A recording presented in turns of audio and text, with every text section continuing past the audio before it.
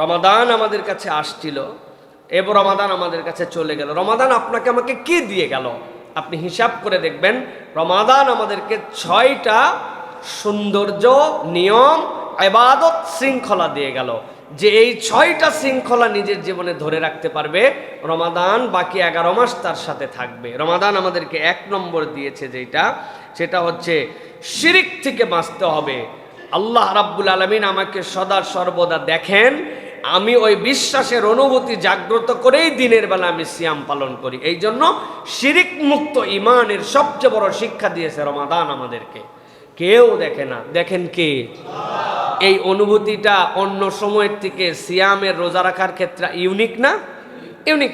এই জন্য এইটা আমাদেরকে, যে শিরিক চলবে না। 2 নম্বরে রমাদান আমাদেরকে শিখিয়েছে পাপের পথে ইচ্ছাকৃতভাবে আমি চলতে পারি না। অনিচ্ছায় ভুল হতে পারে, অনিচ্ছায় পেট ভরে খাইছেন, রোজা ভাঙবে না, ভুল। কিন্তু ইচ্ছাকৃতভাবে আমি পাপের পথে চলতে পারি না। তৃষ্ণা লাগছে কি লাগে নাই? ক্ষুধা পেটে ছিল কি ছিল না? পানির চাহিদা আছে না নাই? সুযোগ কি খাওয়ার মতো ছিল না ছিল। কিন্তু আমি ইচ্ছাকৃতভাবে কখনোই পাপের দিকে যাব না। রমাদান আপনাকে শিখিয়েছে, ভালো করে একটু হিসাব মিলায়, না আমি নিতেই পারি না এটা। সুতরাং ইচ্ছাকৃতভাবে বান্দা এটাই যাবে না। 3 নম্বর, সালাত ছাড়া যাবে না। রমাদানের সৌন্দর্যটাই সালাত ছিল। সারা দিনের টায়ার্ডনেস, হ্যামস্ট্রিংয়ের টান, পানির শূন্যতা, ইফতার করার পরে শরীর মনে হয় ছেড়ে দেয়। আল্লাহ তো বলেছেন যে জাহাবাজ জামা ওয়াবতাল্লাতিল উরুক, শিরা উপশিরা যেন হালকা হয়ে গেল। মনে হলে এই ঘুম, যদি খালি এশা আর তারাবি না থাকতো তো 3 দিন টানা ঘুমাতে পারতাম, ঠিক না ভাই? এমন একটা শরীরে রিল্যাক্স চলে আসে, ওইগুলোর সবগুলাকে একদম উষ্টায়া লাভ দিয়ে উঠছে। আর মাত্র 5 মিনিট আছে, মনে হচ্ছে কি মুজাহিদ। উঠে ওযু করে মসজিদে চলে আসছি, এক্সট্রা তারাবির সালাত আদায় করছি, ঘুমে কায়েত, আবার শেষ রাত্রে উঠে পড়ছি। আপনাকে আমাকে সালাতের প্র্যাকটিস করাইছে রমাদান, যে বুঝাইছে যে যত ক্লান্তি থাক, যত বেশি জিনিসই থাক শরীরে, আপনি সালাত চাইলে আদায় করবেন। এটা আমাকে রমাদান দিয়েছে। 4 নম্বর, রমাদানে প্রত্যেক দিন কমপক্ষে 75 বার করে পুরা মাসে আমরা 2000-এর বেশি আল্লাহর কাছে বলেছি ইয়াকা নাবুদু ওয়া ইয়াকা নাস্তাইন। আল্লাহ রে, আমি কেবলমাত্র তোমার ইবাদত করি, একমাত্র তোমার কাছে চাই, আর কারো কাছে চাই না। রমাদান আমাকে শিখিয়েছে যে দেনেওয়ালা আল্লাহ, অতএব চাইতে হবে তার কাছে। আল্লাহ ছাড়া আমার কোনো মাবুদ নাই।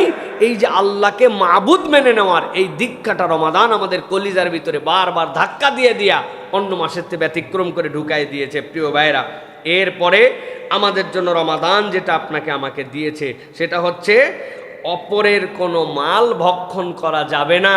এইটার শিক্ষাটাও রমাদান আপনার আমার জন্য দিয়েছে। আপনি নিজের মাল খাইলেও যেরকম আপনার রোজা ভাঙবে, অপরেরটা চুরি করে খাইলেও রোজা ভাঙবে। আল্লাহ এই জন্য বলেছেন ওয়ালা তাকুলু আমওয়ালাকুম বাইনাকুম বিল বাতিল। খবরদার, তোমরা একজন আরেকজনের মালামাল অন্যায় করে খেও না। অন্যায়ভাবে কারণ আমি তুমি কোর্টে বিচার দিও না।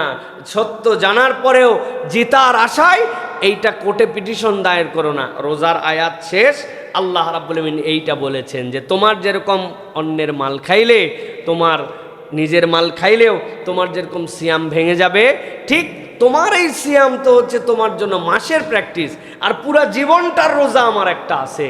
সেই পুরা জীবনের রোজা যদি তুমি ঠিক রাখতে চাও, অপরের মাল খাওয়া যাবে না, হারাম ভক্ষণ করা যাবে না। সর্বশেষ আল্লাহ যেটা শিখিয়েছেন সেটা হচ্ছে আল্লাহ রাব্বুল আলামিন তোমাকে ছেড়ে যান নাই। ওয়াইদা সাআলাকা আন্নি ওয়াইদা সাআলাকা ইবাদি আন্নি ফাইন্নী করিব উজিবু দাওয়াতাদ দাঈ ইযা দাআন। আল্লাহ শিখিয়েছেন যে তোমার সাথে আল্লাহর যে সম্পর্ক, এটা কেবল আনুষ্ঠানিক নয়, অনানুষ্ঠানিক তোমার আল্লাহর সাথে সম্পর্ক। অতএব আল্লাহকে ডাকলে তোমার রবকে তৎক্ষণাৎ তুমি পাবে। সুবহানাল্লাহ। আল্লাহ এই জন্য রমাদানকে হিডেন রেখেছেন, রমাদানের যে নিয়ামত এটাকে হিডেন রেখেছেন। আল্লাহ রাব্বুল আলামিন বলেছেন না যে প্রত্যেক ইবাদতের ফজিলত আমি দিয়ে দেব, আস-সাওমু লি ওয়া আনা আজজি বিহ। এইটার কি ফজিলত, এইটার কি নিয়ামত, এটা আমি তোমাকে জানালাম না। আমার জন্য রোজা রাখছো, আমি আল্লাহই তোমার জন্যের প্রতিদান। সুবহানাল্লাহ। অতএব প্রিয় ভাই, প্রিয় বোনেরা, আমরা যারা সিয়াম পালন করছি, এই সিয়ামের ক্ষেত্রে আমাদেরকে খুব গুরুত্বের সাথে এই বিষয়গুলো আমাদেরকে সতর্কতার সাথে আমাদেরকে মনে রাখতে হবে প্রিয় ভাইয়েরা। এরপরে আপনাদের জন্য যেটা বলবো যে রমাদান আমাদেরকে আল্লাহ রাব্বুল আলামিনের পক্ষ থেকে নিয়ামত দিয়ে গেল 3টা এক্সট্রা। এই রমাদানকে যদি আমরা কন্টিনিউ করতে চাই আমাদের লাইফে, তাহলে আল্লাহ রাব্বুল আলামিনের দেওয়া অভ্যাস কতগুলো রমাদানে ঢুকেছিল, বিশেষ করে 3টা দিকের কথা আপনাদেরকে বলবো। 1 নম্বর, রমাদান 3টা হাদিয়া আপনাকে দিছে, সিয়াম পালন করার অভ্যাস বানায় দিছে। কিসের খরা আর কিসের লম্বা দিন আর কিসের ছোট দিন। সাহারি করছি মানে আমি ইফতার পর্যন্ত পৌঁছায় গেছি, যেটা অন্য সময় চিন্তা করলেও কষ্ট লাগে। শরীর ভেঙে যায় কিনা, সামনে কাজ আছে, লম্বা সফর, পরীক্ষা, মানে কত কিছু আমাদের ব্রেনে ঢুকায়। আর এখন রোজা রাখতেছি, কোনো ব্যাপারই না। আল্লাহ রাব্বুল আলামিন এই যে রমাদানের মাধ্যমে আমাদেরকে সিয়ামের অভ্যাস করিয়েছেন। 2 নম্বর কিয়াম, অতিরিক্ত সালাতে দাঁড়াতে পারি। 3 নম্বর কোরআন।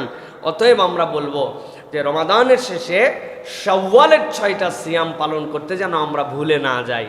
প্রত্যেকেই আমরা শাওয়ালের 6টা সিয়াম পালন করার জন্য চেষ্টা করব। এই জন্য নবী সাল্লাল্লাহু আলাইহি ওয়াসাল্লাম বলছেন, মান সামা রমাদান সুম্মা আতবা সিত্তাম মিন শাওয়াল, কেউ যদি রমাদানের সিয়াম পালন করে এরপরে যদি 6টা রোজা শাওয়ালের রাখে, সে যেন পুরা বছর সিয়াম পালন করলো।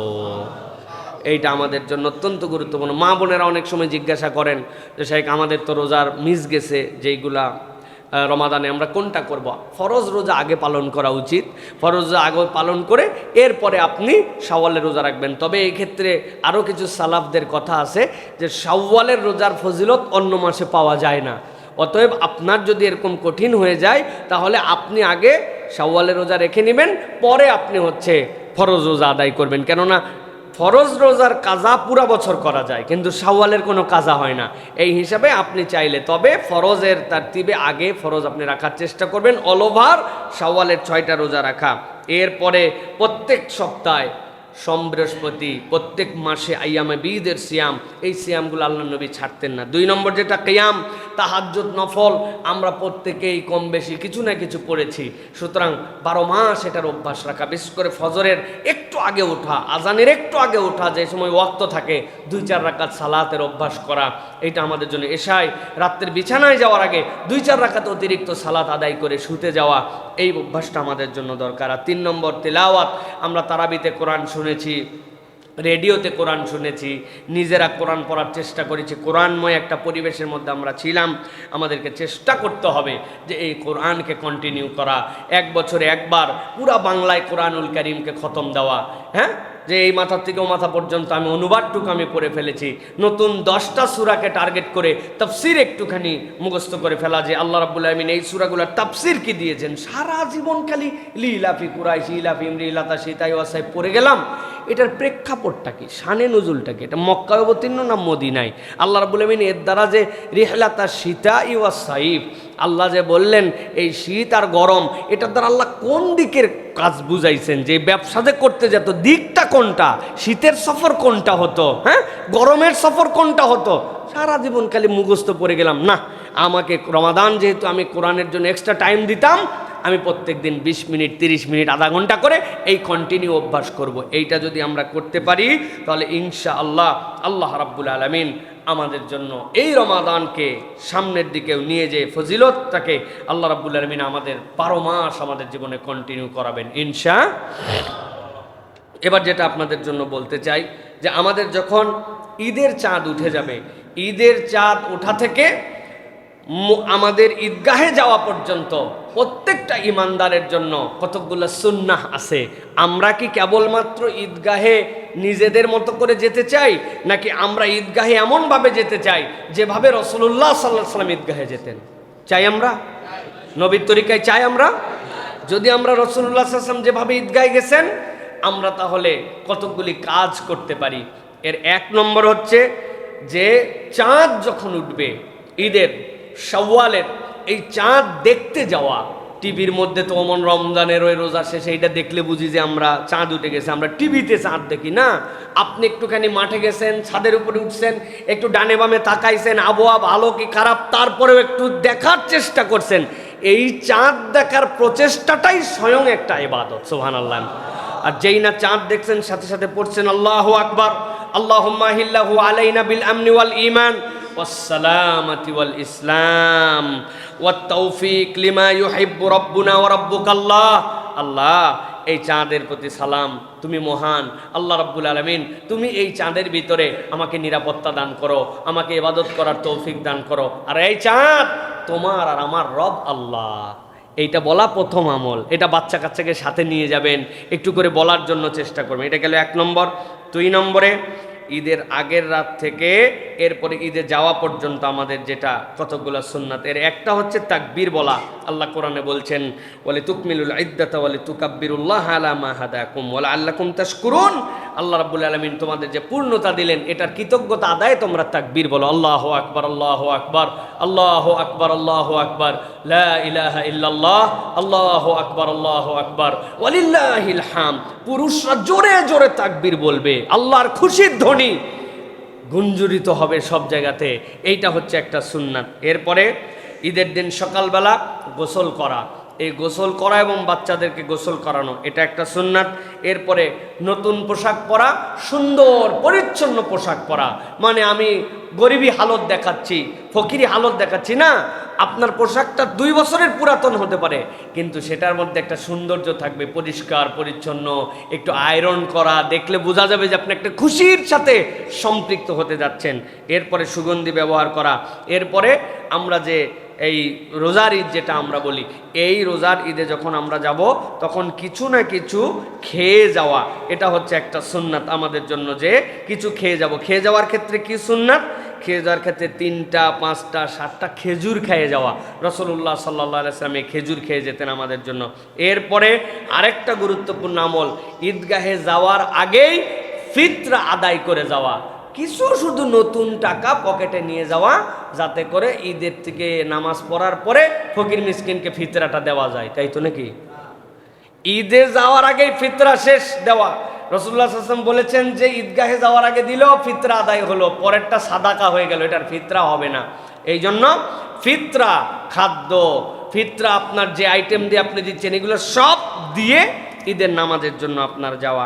এরপরে এক রাস্তা দিয়ে যাওয়া, ভিন্ন রাস্তা দিয়ে আসা, রাস্তা পরিবর্তন করা রাসূল সাল্লাল্লাহু আলাইহি ওয়াসাল্লামের সুন্নাত। সর্বশেষ সুযোগ থাকলে প্রশস্ত মাঠে, বড় মাঠের মধ্যে ঈদের সালাত আদায় করা। আমাদের কমিউনিটিগুলোতে আমরা এখন মসজিদে মসজিদে আমরা ঈদের সালাত আদায় করি, মসজিদে আদায় হয়ে যাবে কেউ যদি সালাত আদায় করে, কিন্তু রাসূলুল্লাহ সাল্লাল্লাহু আলাইহি ওয়াসাল্লামের সুন্নাত এইটা ছিল না। সর্বশেষ যেটা, একজন আরেকজনকে ঈদের শুভেচ্ছা জানানো, তাকাব্বালাল্লাহু মিন্না ওয়া মিনকুম।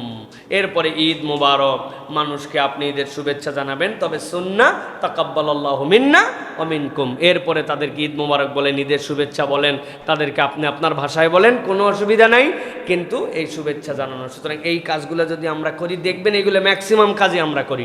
গোসল আমরা করি, সুগন্ধি আমরা লাগাই, নতুন জামা কাপড় পরি, শুধু 2-3টা জিনিস করি না। এর মধ্যে এক রাস্তায় যাওয়ার সুযোগ থাকে না, আরেক রাস্তায় ফিরি, এইটা আমরা করি না। তাকবীরটা জোরে জোরে আমরা অনেক সময় বলি না, এইগুলো আমাদের মধ্যে নাই। চাঁদটা দেখার জন্য যে আগ্রহ ছিল ওইটা নাই। তাকাব্বালাল্লাহু মিন্না ওয়া মিনকুম এটা তো জানি না। এই 2-3টা জিনিস ঠিক করে নিয়ে আমরা যদি নিয়ত করি, এবারের ঈদ আল্লাহ নবী যেরকম করে গিয়েছিলেন, আমিও সেরকম করে ঈদের উদ্দেশ্যে রওনা হইলাম, ইনশাআল্লাহ ঈদের নামাজ পড়া হবে। সাথে সাথে আল্লাহ নবীর একটা সুন্নাহকে জাগ্রত করার নিয়ত করার কারণে আল্লাহ অতিরিক্ত সওয়াব দান করে দিবেন। পারবো ইনশাআল্লাহ আমরা? আল্লাহ যেন আমাদেরকে তৌফিক দান করেন। আল্লাহ রাব্বুল আলামিন যেন আমাদের সকলকে এই আমলগুলি করার মতো যোগ্যতা, আল্লাহ রাব্বুল আলামিন যেন যেভাবে ঈদের দিনে যে আমাদেরকে ক্ষমামুক্ত জিন্দেগি আল্লাহ রাব্বুল আলামিন তাঁর সাহাবায়ে কেরামকে, আম্বিয়া আলাইহিmus সালামকে দান করেছেন, আল্লাহ যেন সেরকম আমাদেরকেও দান করেন। আল্লাহ রাব্বুল আলামিন আমাদের সকলের মনের নেক মাকাসেদগুলো পূরণ করে দেন।